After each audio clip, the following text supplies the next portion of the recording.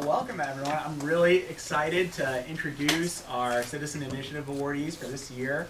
Tell you a little bit about why we are honoring them and what they have done to earn these awards. A really great group of individuals and groups of folks who have earned these. I'm sure you've read a little bit about them, but I'm going to take the opportunity to talk about it a little bit. To the awardees, if I get anything wrong, please correct me. And then I will give them a few minutes if they want to say anything, or if anyone has any questions for them, feel free. We'll build in a few minutes if you have any questions about what they did, or you know, how that can help you as you try to be an engaged citizen. So our first group I am going to call is Let Forest Park Vote. So anyone from Forest Park Vote? I know there's a few of you here. So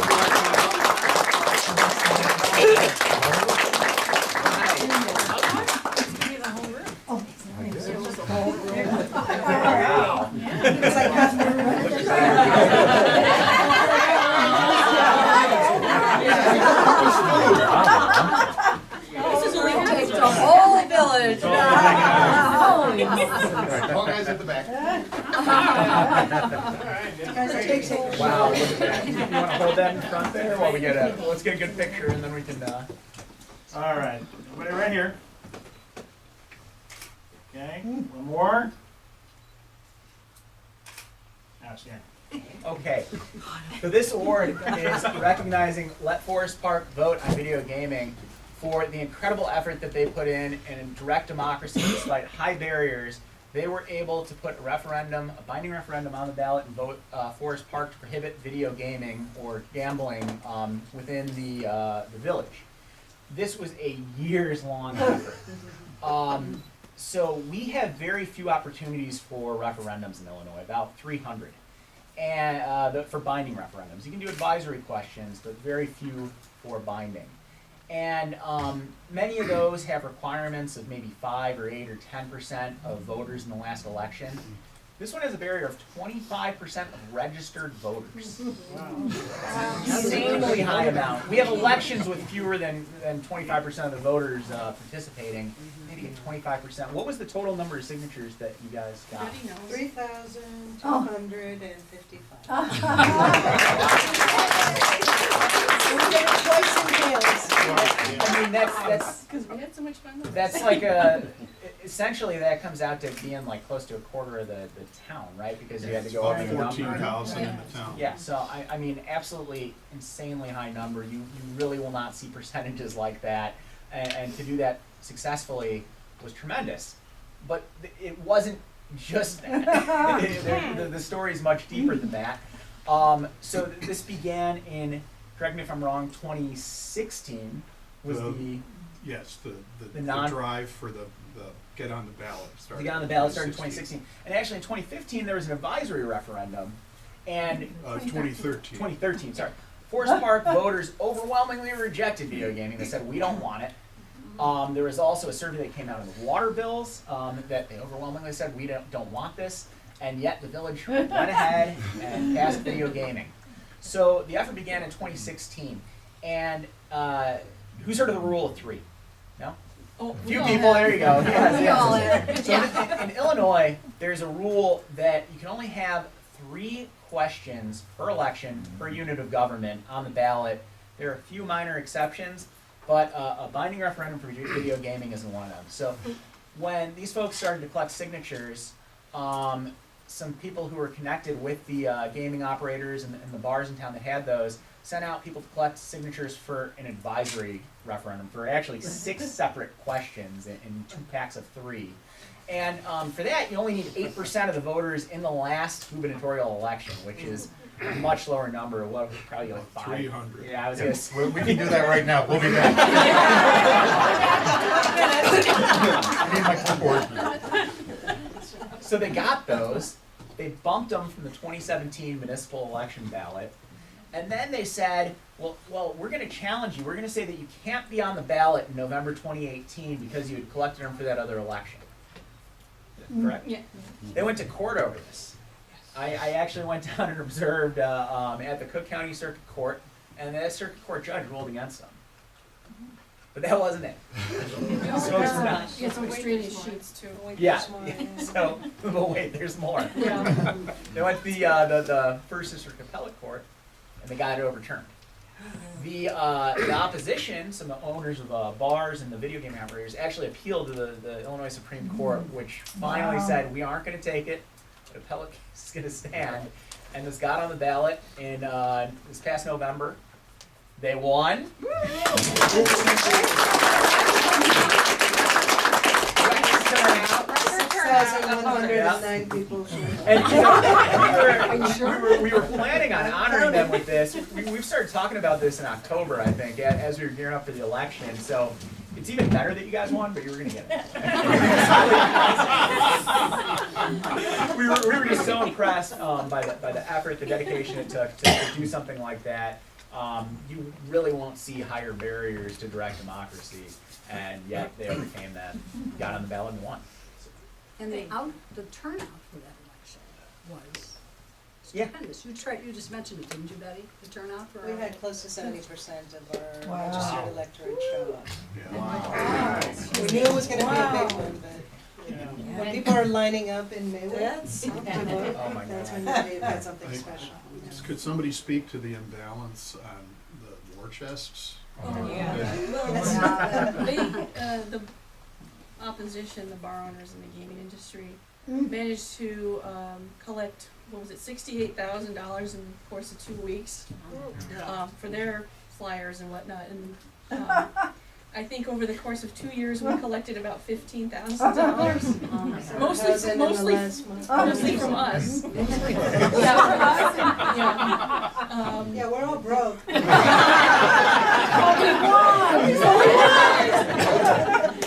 win it all back in the casino.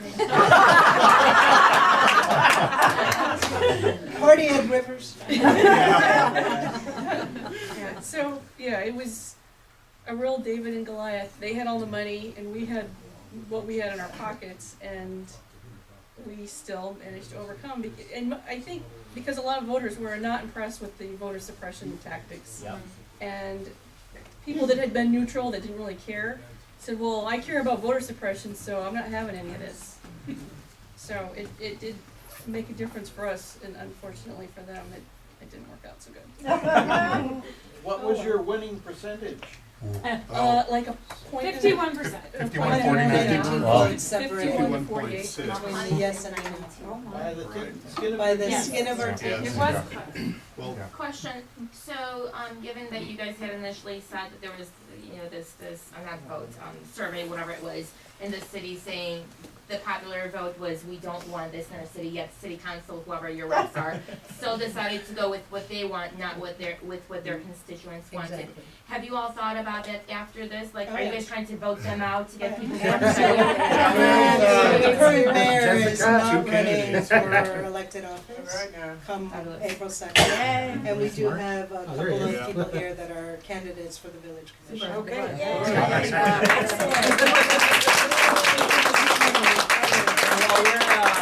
While we're nonpartisan and obviously don't endorse candidates, we always encourage people to run, and we help anyone we can get on the ballot. So. And didn't you Can I guys make get one point? international press on this matter? I know we were in U.S. News and World Report. Eventually, just after the vote. I just Chicago wanted to Tribune say is that as international as we got. Oh, I got picked up by the. Our 20-year mayor, who has in the last several years not been able to really deliver anything to those that he holds in higher power, I think this broke his back, that he could not keep gaming in town, even though he forced it through. And he has chosen not to run for re-election. Knowing that he 20 years. Right. And I think, for all of us, it was a huge accomplishment for Forest Park personally, and I think I speak for a lot of the guys here. I hope it's contagious across the western suburbs. This is the sort of thing that needs to continue to happen. Transparency and sunshine. And we have signs to share. Plenty of signs to share. Generic. The first time in Illinois that video gambling has been in a community and then been pulled back by a popular vote. So,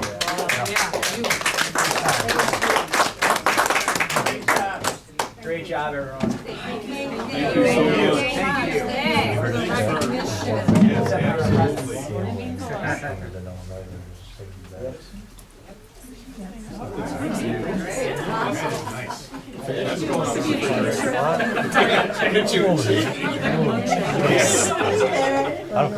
Where do you want? Oh, I know.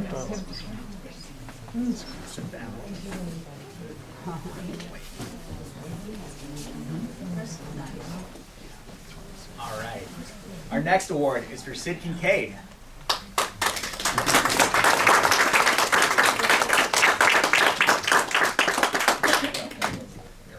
Stand this way so we can get the picture. Great. All right. And what did we write on here? This is in recognition of Sid's commitment to holding elected officials accountable and keeping government open and transparent, especially in the higher education world. So Sid has been involved with CAC for 4 or 5 years now? About 4 years. Yeah. So he's been an intern, volunteer. He comes to practically all of our events and discussion to participate, to collaborate with everyone in the community, to help us all become better at civic engagement and hopefully to learn himself. But his engagement with the CAC did not start there. Where it started was that Sid was in the student senate at NIU, at Northern Illinois University. And following your tenure there, you were when this so the Senate had a little bit of scandal, and they decided that they were going to impeach their speaker. Was it vice president? The vice president. This is the student government. And hey, student, it's school politics, but they decided they were going to impeach him. But they decided to do it behind closed doors. They said, we're not going to let the press in here. We're not going to let Sid in here. Actually, I testified. You testified, but then they kicked you out after, right? You weren't allowed to stay in to watch even after you testified. So they voted to impeach him, and Sid said that's not right. They can't kick us out. This is supposed to be an open meeting, and they're trying to take final action by impeaching this guy in a closed session, which, as many of you know who have gone to open meetings in Illinois, the Open Meetings Act says any final action has to be taken in public, not behind closed doors. So Sid spoke with our friend and the young buds person at NIU, Sarah Clapper, and she said, hey, why don't you give Citizen Advocacy Center a call? We talked to him. We ended up connecting him with an attorney who litigates FOIA cases, and in about 2 years, 2 years did it take? 2 years later, yeah. 2 years later, he got NIU to admit, well, the student government to admit, yes, they are a public body, that they're subject to the Open Meetings Act, that they incorrectly took this action. In the meantime, he also sued Chicago State University for that was for FOIA. Yes. Got a settlement in that suit as well. So Actually, no, they ignored the judge and we were given summary judgment. oh, so that's even better. I saw the settlement agreement written up. I thought it was a settlement. Regardless. So 2 for 2 is not too bad. Yeah. So we are honored to present this award to Sid for being just the consummate, the model watchdog. It's just been wonderful to have his involvement over the last several years. I know he's going to continue to be that watchdog and win FOIA and Open Meetings Act lawsuits. So Sid, thank you so much. Do you want to share any sort of maybe some of the hurdles along the way, some of the I'd say in higher education, the biggest hurdle is that institutions of higher learning try to abuse the Federal Education Rights and Privacy Act to define records as not being able to be disclosed because they are education records, not public records. So I've continued to try to monitor the student government because I think that there are some serious problems at hand. You may sort of laugh at the amount of petty politics that goes on, but the student government at NIU controls $6.5 million. Nationally, the American government, the American Student Government Association has estimated the total finances of all student governments across the country amounts to approximately $2 billion. That's in the ballpark of some small federal agencies. So, hopefully that money's going towards things such as sending off Engineers Without Borders to maintain a well in Africa, as opposed to just spending it on pizza money. And so last year, NAU had their president resign amidst the controversy of being found responsible for mismanaging university resources and doling out millions of dollars to his friends for cushy consulting jobs. He was then given a $600,000 golden parachute severance agreement. And the student trustee, who's elected as a member of the student government, voted along with them. The vote was unanimous. Wow. So, this is nothing to poo-poo about. And in my efforts to continue to monitor the student government, I've submitted a request for their employment records. Because one of the biggest complaints among the student body, as well as underrepresented minorities within the university, is that the executive branch is just doling out executive director positions to their friends and just playing cronyism. So in my effort to do that, the university has blocked their employment records with FERPA. Oh. So that may be another coming. I'd run and hide if I were them. So, Yes, it's coming. any questions for Sid about all of this? I know, higher education isn't one of the areas, like government transparency areas we see as often. So, Jesse, a hand? Yeah. Oh, I was just curious, how would remedies to this be achieved? Is it something legislative? I think that there does need to be some legislative action. The side that is interested in more diversity within the student government and actually fully representing the student body, there's actually a large demographic of undocumented students. There's a Dream Action, I forget the acronym, there's a lot of acronyms for student organizations. They had passed legislation in the Senate that basically allowed them to run either as senators or in the executive office without submitting their social security number. So theoretically, somebody could be elected to the student trustee position and not be a citizen of the United States. And I think the other thing to point out in terms of fixes, higher education, again, the student government maybe on some level was aware that they were a public body, but it's still an area of pushback. Yeah, and there I were think certain schools are, it's not going to be as ingrained. And as Sid's talked to us about on many occasions, you don't have institutional memory when you have turnover every single year, and every 4 years, someone who was there is just gone. So they lose a lot of that institutional memory. In the past, the student government had acknowledged that they were a public body. There's a humorous story to this. So the vice president's responsibility, the officer who was being impeached, for neglect of duty, for not updating the governing documents. And throughout the case, they had filed a motion to dismiss the case after they had passed legislation saying that they were going to comply with the law and require senators to complete the Open Meetings Act training online through the Public Access Counselor's website. My attorney initially was not eager to continue with the case and just allow the motion to dismiss continue. I wound up going to the university's archives and finding that this has come up in the past before. They actually passed legislation saying that they were going to comply with the Open Meetings Act when court precedent took place that basically made student governments, what's the word I'm looking for, liable? Applicable to the Open Meetings Act? Subject to the Open Meetings Act. And it never made it into the governing documents. So we were able to show, so we were able to show the judge that this has been a continuing problem, and they can pass whatever legislation that they want, and that's not really any guarantee that they're going to continue to comply with it in the future. So they were forced to answer the complaint and admit in in court that they are a public body.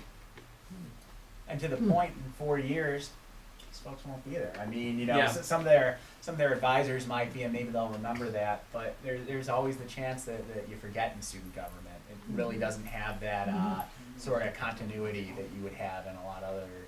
There are other occasionally bodies. some outstanding leaders who do take charge and organize people.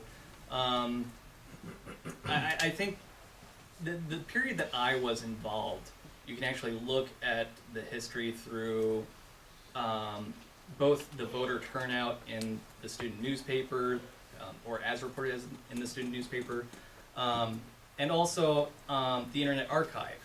The number of times that a web page is archived is dependent upon a service called Axios, which basically is dependent upon how many visits that the website receives. And in the time period that I was involved in 2014, 2015, there were a higher amount of internet traffic to the student government's website. So in that time period, there was definitely some significant leadership. I don't know what's responsible for this sort of surge of activism among the student body, but that's one of the questions that I'm interested in and would like to duplicate. Wow. How about another round of applause?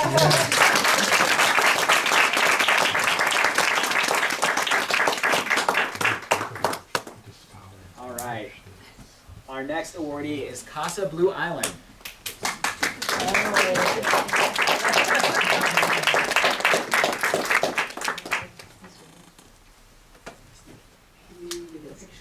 Oh yeah. Here, I can. With this one. And one more. All right. Perfect. So this is Citizens in Action. Serving all. Serving all. See, I didn't write it out there. Blue Island. In recognition of their commitment to holding elected officials accountable, keeping government open, and protecting the public's right to speak. So we first heard from Mark and Kathy about 6 months ago, maybe? A little more than that. There was a hearing going on. It was over a bar losing its liquor license. And this got a lot of people in town fired up to go and speak about this issue. There were a lot of politics involved with it, a lot of, I think, just passion on both sides. And folks wanted to speak about this. Well, Blue Island, in the middle of this hearing, decided to eventually shut public comment down. They decided that it had gone on long enough and they weren't going to let anyone speak. And that is when Mark reached out to us, and I think Miriam helped you draft a request for review, which was sent to the public access counselor and relayed to Blue Island. Well, one of the things that happens when you have an Open Meetings Act violation for public comment, the public access counselor is going to ask you for your public comment guidelines, your rules, what you have codified in your ordinances. Blue Island didn't have them. They went and so more recently, they decided on advice from their attorneys that they really needed to pass this, which they do, but their attorneys were very set on just kind of getting this done immediately and in the way they wanted. And what they produced was this, I think, 6-page document with just really draconian rules. There was essentially, if you violated them, they could kick you out of that meeting. They could ban you for 30 days. And when the chair of the whatever body it was that you were kicked out of, whether it was the city council or one of the lower committees, when they went to present it to the board or council, you weren't allowed to be there to appeal your own. So there were things in there that they asked you to be respectful, which if you've heard us over the years will mention, you can't have that in there, these niceness type policies. You're going to the content of people's speech. They asked people to list the address where they were located, which the public access counselor said, no, you can't do that. So I went out to Blue Island, and along with these good folks, we gave a lot of public comments about how bad the comment policy was. So we're not interrupted. We weren't interrupted. They decided to pull that back from the city council meeting. More recently, we went to a judiciary committee meeting, and yes, Blue Island has a judiciary committee. I think you guys are probably the only ones with a judiciary committee. Oh, really? Maybe Chicago has them. I don't, but that's pretty unique because it's courts. But they're the ones working on the policy, and well, it's still ongoing. There's some back and forth with the attorney there. Certainly, it's an improved policy now, but it's not nearly where it needs to be. And if they pass it as is, there are still some points where I'm sure we will want to go ahead and dig in, maybe send a request for review, figure out how we can fix that. But Casa Blue Island goes much deeper than that. I was hoping that Mark and Kathy, you could speak a little bit about the roots of Casa Blue Island and some of your other efforts over the years. Well, Casa Blue Island was formed in 2004, and it was formed in response to the police beating death of an elderly Mexican man just a quarter down from my house. And it was a much needed response. Like so many communities in the south suburbs, we have a very diverse community. We're 50% Hispanic, we're 30% black. Okay, but that doesn't show up on our city council at all. Okay. Yeah. So this means that our work is not only involved with civil rights, and we also dealt with some very severe issues in housing, but we also had to deal with the fact that we don't have an honest voice in our city council. We've had to work with that. In 2015, we worked with the Lawyers Committee for Civil Rights. yeah, to rewrite the redistricting of our ward maps. We had not been rewritten. Under federal law, you're supposed to rewrite your legislative map according to your population shifts. So that, so if you have more people, then you get more representation in one district or another district. Well, Blue Island hadn't done that since 1990, and when they did do it in 1990, that was only a partial. Okay, so actually you could even go back as far as 1980, as far as any kind of honest redistricting done. And it was with the help of Ami Gandhi and the Lawyers Committee that we were able to push through a new map. And it was really interesting because a lot of people whined and cried about it, and I've always lived in the second ward and whatever their problem was, But but because we had the law behind us, we were able to, to move the community to do the right thing there and give more honest representation to Blue Island.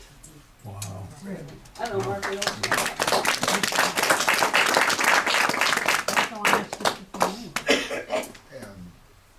And, well, like Ben mentioned, that it was a positive step that the Judiciary Committee actually acknowledged that passing ordinances that limit the content of somebody's speech, was a good idea.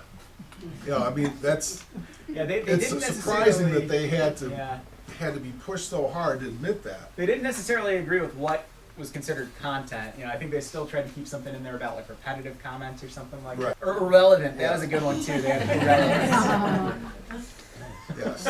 So they had also had rules about if somebody had, and this was in their response to the public access counselor, if somebody had spoken about the same issue at a similar meeting in the recent past, that they didn't have to listen to you. They could be denied the access to speak. Yeah, and just ridiculous things like this. And it's also, comes from firms that specialize in municipal law. So these people know what they're doing, and they're doing bad things anyway. Who is the city attorney? Odelson and Stark. If you're looking for Forest Parking, Odelson and Stark. We know I see some of your friends. Well, our previous firm wasn't much to talk about either. Who was the previous? Sanchez Daniel Hoffman. I don't know that one. It usually goes Ansel Klink and then Bert Oldelson, and then it just never gets Right, on. and both these firms are very well connected into political organizations, so that's why they do the type of work that they do, and they are experts at it. So that's what makes their misbehavior even more. Well, and it's tragic. Depending on the municipality, it's sometimes a little bit of a chicken or the egg type thing, because attorneys are, if their client, as in the city council or a village board, is telling them, come up with your best argument that we can do this really nefarious thing, I mean, you know, it's either quit or, you know, try to do your best with it. And you know, that's serving a client. You know, sometimes you're coming up with your best argument for a not so good thing. I guess that would be the lawyer argument. But on the other hand, yeah, you know, you certainly, you know, when we see cities just pull the same things as their neighbors, the same things that their neighbors have been, you know, chided by the public access counselor for, or called out in the press for, it's really frustrating. Well, and it's very easy to find, like in this instance, a set of guidelines or an ordinance about public comment at a public meeting, and you know, procedures about the Open Meetings Act. Yeah. So it's easy to find these things. They're all over the place, and everybody knows what are the basic steps on how this should work. So it's surprising that there's not more standardization about this. I suppose, you know, I could challenge someone to write a 6-page public comment policy that's actually good, but I haven't seen it. And, you know, most of the public comment policies that work, they're, you know, like half a page or a page long. You don't need more than that. If someone's causing a disruption at the meeting, they're going to be in violation of the law outside of any sort of public comment policy that you have. So you don't need to have things in there that are just especially draconian and go to what's happening with their speech rather than, you know, some sort of behavior outside of their speech that might be going on, you know, threatening activities or things like that. That's already, you can't threaten. I'm just wondering how you found Citizen Advocacy Center and the role that CAC played in helping you to achieve this. It was Ami Gandhi from the Lawyers Committee for Civil Rights. I mean, she referred us over to you. She said, you know, that these were the people to call.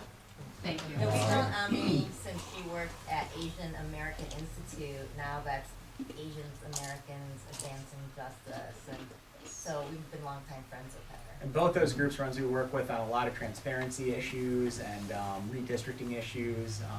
There's a whole group of good government advocates.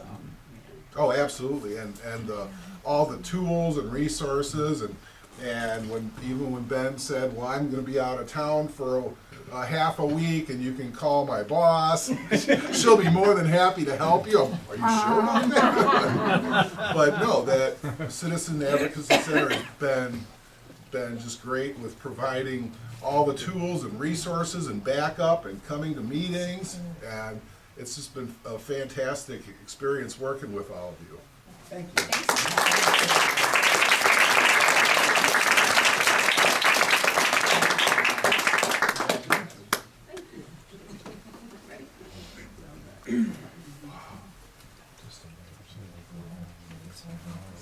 Okay, our final award is for Shelley Laguerre and the Laguerre Foundation.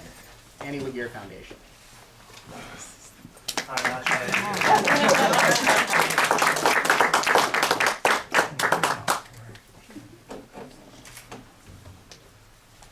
And I'm sorry, I know you introduced yourself at the beginning. Bob Laguerre. I'm Shelley's son. Yeah, so Shelley couldn't make it tonight.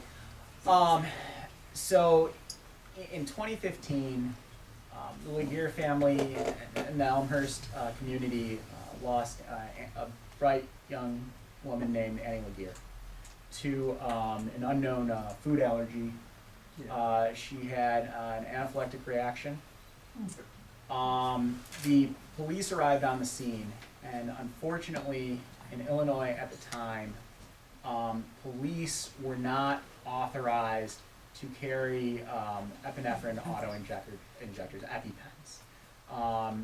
Ambulances obviously can, paramedics can administer all kinds of things, but police officers specifically were not authorized to carry anything.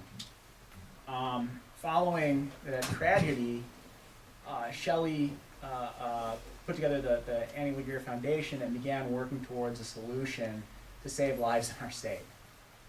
And she contacted her now former state senator, Chris Nybo, who went to Springfield, drafted and sponsored legislation, and about a year later actually passed a bill, with remarkable speed, a year, that would allow police officers in Illinois, would allow doctors to prescribe them EpiPens to carry. Unfortunately, as often happens with legislation, that wasn't the end of this. It didn't work as intended. The bill did not indemnify doctors in any way. They could still be held liable if police officers in some way didn't administer the drug correctly, if there was anything that happened with that. And while that might be sort of a narrow thing, there's some indication that that isn't, a common thing that would happen. This really prevented police departments from across the state from carrying these. There was one police department in the entire state, and that was actually DuPage County Sheriff's Office that would carry EpiPens based on that, and that was because they had a doctor in-house.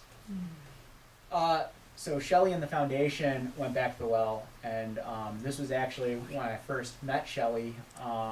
She came to our office to discuss, what they needed to do next. And she went back to State Senator Nybo and said, once again, we need to get this fixed. We need to make sure that doctors can't get in trouble for doing what's right here. That we need to do this soon to get these with our police officers. They went back, they passed another bill, and about 2 months ago at this point, they signed it. Yes. They had a signing ceremony. August, I think. August, so It was actually time is flying. 3-year anniversary of Annie's death.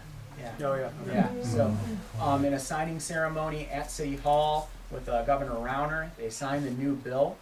Elmhurst police are now able to carry EpiPens, along with any police force in the state. Do you have any statistics on how many forces are carrying it now? I know it's gonna take a little bit of lead-in time to... Yeah, no, I mean, my experience on this has just been like, we got all excited about this law getting passed, and then, it was like, we got shot in the foot, like, then we found out we had to go back to the drawing board and kind of start from scratch. So, now we're really working on getting the ball rolling and, going from town to town, municipality to municipality. And then also, like, another thing that we're doing aside from the legislation is trying to get EpiPens in as many, like, homes as we can. So, reach out. There's a form on our website that you can fill out if you guys know anyone who's, children or families who aren't insured. And yeah.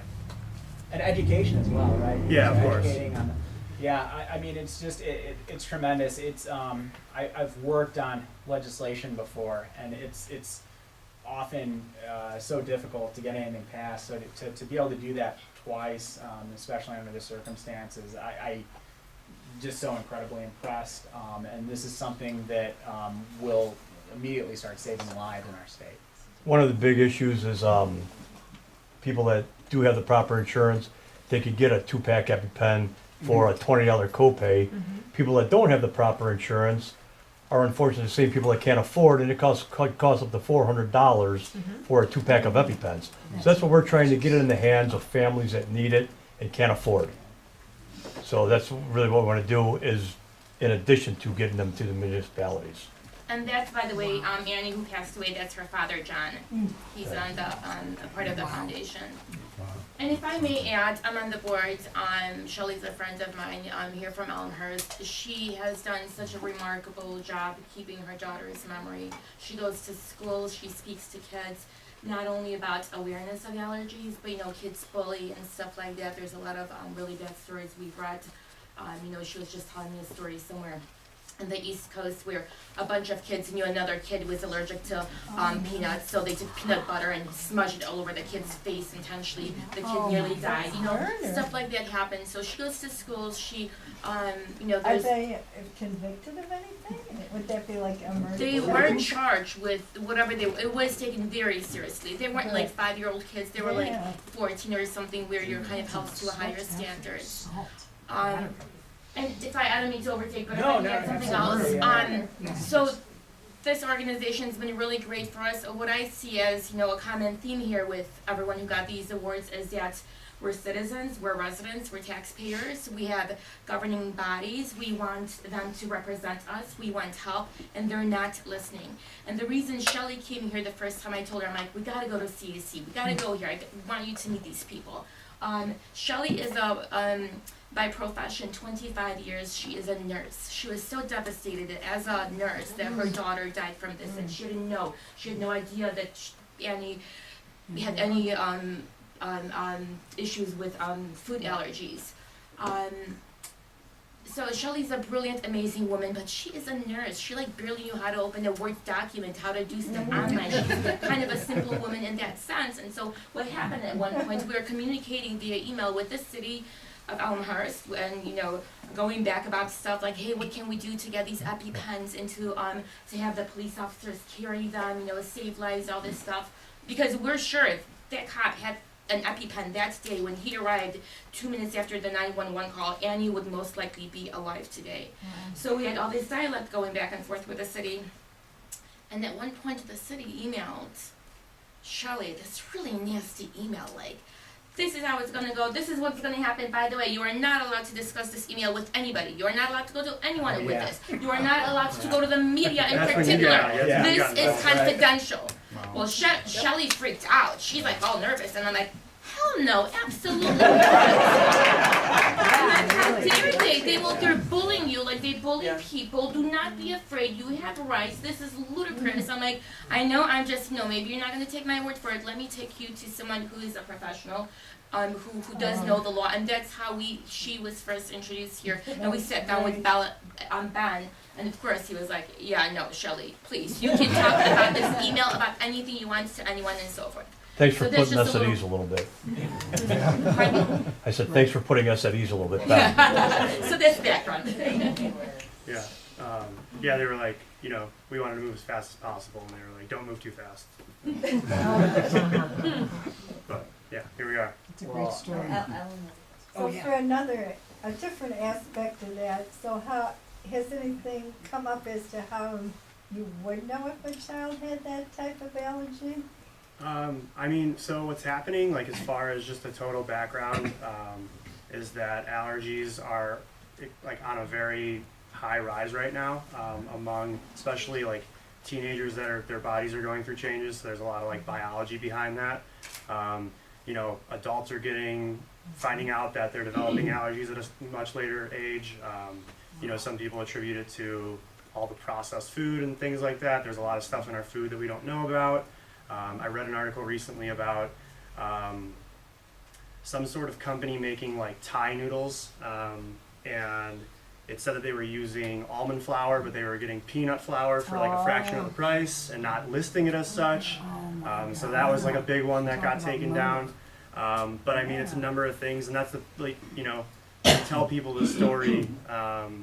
They kind of say like, that doesn't happen. And it's like, well, it does. And yeah, unfortunately, no, there's really no way to know. There's no screening or... Well, I mean, you can always get tested. So like the thing we're trying to raise is, don't just get your kids tested when they're babies. Get your kids tested, every couple of years throughout their lives, because like I said, especially when their bodies start going through changes, they may develop an allergy to something that they weren't allergic to prior. It also goes back to, I know that the science behind it and what doctors were recommending to do with kids with allergies. I know that when I was a baby, it was give your kid a little bit at a time and kind of like coach them into being able to tolerate it. Then that was taken away. So, when my sister was growing up, it was stay away from it, don't ever touch it. And then, now they're saying that might has something to do with the fact that it's on such a high rate right now. Also, my wife has had numerous, whether it be from Facebook or emails from people not only nationally but internationally, how using the EpiPen has saved some of these kids. Oh, sure. So yeah, just Couple How do of the things. police The officers know that EpiPen it's an allergic is an reaction? expensive system for And delivery. is there any? it's usually like a very in short developing base of breath, or like countries, if they're it's not used. difficult. Okay, so it's like there a- are cheaper okay. methods Yeah, of and it's doing not the like, same thing. Typically, If That's it were one not thing, that, and the and they second gave thing them the is EpiPen the law injection, is not is there only any in side There's Illinois very, or very Elmhurst, it's long- going nationwide. So I think that's a combined, positive thing very, very low chance that that is coming somebody's out gonna because you're creating having very synergy serious heart problems. to from not be state able to state not and be able to accept national. the EpiPen. Yeah, and I mean, just so I mean, to my knowledge, there are cheaper alternatives. You don't have to get the name brand EpiPen. But I think people have found that a lot of children are scared to kind of carry like an open needle around with them. Because I know that you can get generic ones for an affordable price. But I mean, at the end of the day, there's just no excuse for it being gouged, especially for the people who need it most. Which are, you know, I just don't see the logic in someone who can't afford health insurance being charged more than someone who can, which I think we can all agree on. But Medicare for all, yeah. single players, payers, that's what we need. Yeah. I have a question, because my son has been medically monitored his whole life. So in his middle school, all the medications have to be his name, under his thing, including even just Tylenol or whatever. So say this happens at a school. Schools have EpiPens. Yeah, there's an indemnification. So actually, schools, I think they got it right even the first time, is that school nurses can administer it and they're not going to get in trouble for it. And that's essentially, the idea was to expand that for the police officer setting. and Are they we did sure make that it all into schools have them? In Illinois. I think so. In They Illinois. should. Yeah. If they don't, I mean, yeah, I will bring be it up. contacting my nurse just to check that. Yes, Yeah. yeah, absolutely. 'Cause that's one of those things, I mean. And then, yeah, I mean, that was one of the things that really frustrated us was because, you know, while it was great that the law got passed in a year, I think I speak for the entire board when I say that we would have preferred it to take a little longer and been done the right way. Because like that school law that said schools had to carry them, you know, the liability issue was written right in the first time. And then when we took a look at that versus ours, it was like, oh, why wasn't this included? And it's, you know, to my opinion, this is just my opinion, it was like, oh, okay, like this family lost their family member, so we'll make this law, and yeah, sure, it's a law, but it's really nothing yet. And, you know, that was where like a lot of our frustration came from. And then the pushback from the city was like, we're trying to help people, this shouldn't be too hard. And then, yeah, luckily that was when we contacted CSE. Yeah, and you know, that's a common, the drafting errors, especially on a piece of legislation that does pass quickly, it's common, unfortunately. And, you know, one of my concerns when I first met with Shelley was if the state was gonna be willing to actually open it back up, because sometimes you pass a piece of legislation and they're done with it for a while, they don't want to. But I think having such strong advocates is part of what got the state to go back and do that. Shelley went to Springfield and testified. I can't even imagine. So, well, thank you not only for helping our community, but for making our entire state a much safer place. Yeah, thank you.